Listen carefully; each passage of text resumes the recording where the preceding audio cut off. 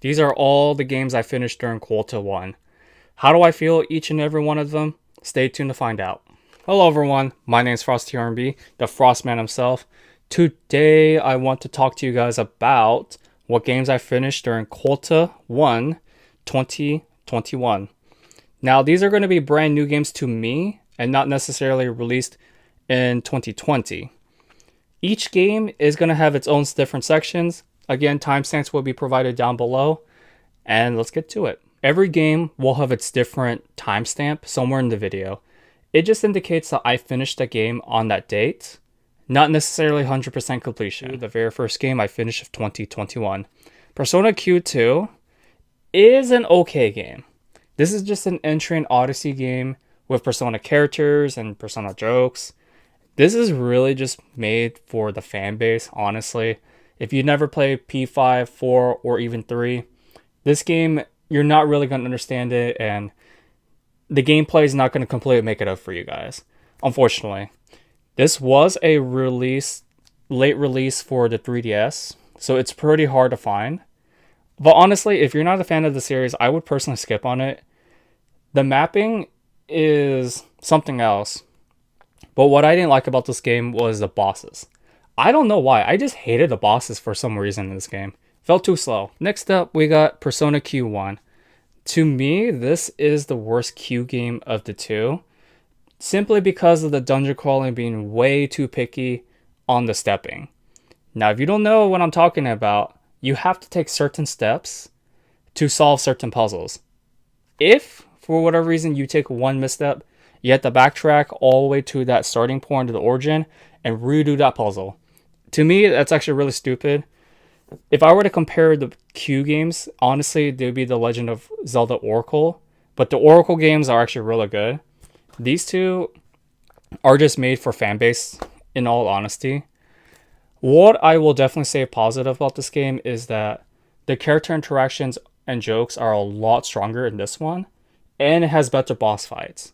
Except for the final boss. The final boss is really bad. But other than that though, it's an okay game. I probably won't visit this game anytime soon. I'm actually reading the manga of this game currently, and we'll do a future video of it. But Q1, it's alright. Definitely would not recommend this game as a starting point though. Next up, we got Tokyo Mira Sessions Shop FE. I will be honest, ladies and gentlemen, I did enjoy this game, but I have two major problems with this game. One being the boss fights. I honestly hated the boss fights in this game. Final boss fight was actually not too bad, but what makes the boss fights really bad is the reinforcements, and that itself is from the Fire Emblem series mechanic. And then two, you really have to be strategic in who to put in your party. You can only have up to 3 party members.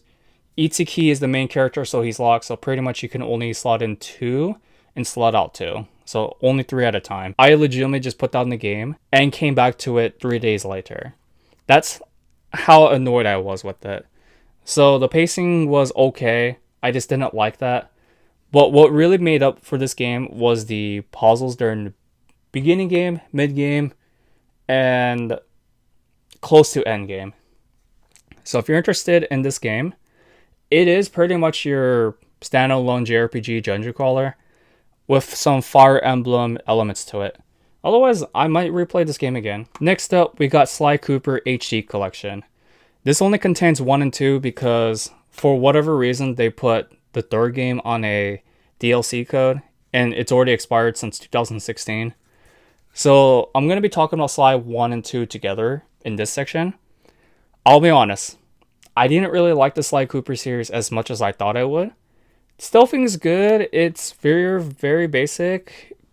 Sly Cooper 1 focuses a lot more on archaic collectathoning, which I didn't mind actually. Though there's some questionable platforming in Sly Cooper 1 that I didn't really like, especially towards during endgame. Because I thought I made the jump and then all of a sudden the circle button didn't register it. But Sly Cooper 1 I enjoyed. It just something I would not replay again after completing it. Yes, I 100% completed both 1 and 2. And then Sly Cooper 2, I hated 1/3 of the game. Bentley was the one character I really, really despised playing as. His missions, for whatever reason, I just hated it. And the way that he controls is a bit slow. So, Bentley is the main reason why I like Sly Cooper 1 over 2, due to the fact that his gameplay isn't really, it's not my favorite.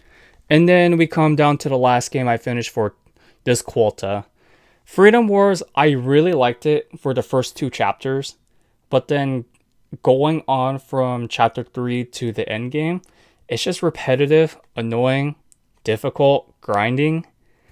I did not like this game. I don't know, there's something about it that I'm not a big fan of, and after playing this, I may not even play the Monster Hunter games, due to the fact that I'm not a big fan of repetitive games unless they have like really good music or there's some kind of like gimmick to them that adds charm.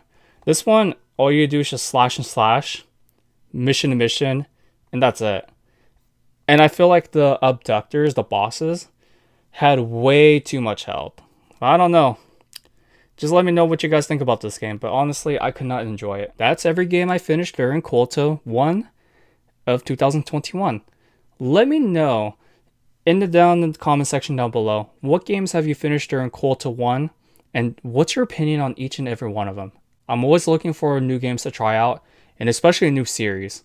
If you enjoyed this video, smash the like button, annihilate the comment section down below with the question, and don't forget to subscribe. This has been Frosty R&B. All I gotta say is, stay chilly, keep gaming. I will see you guys in the next one.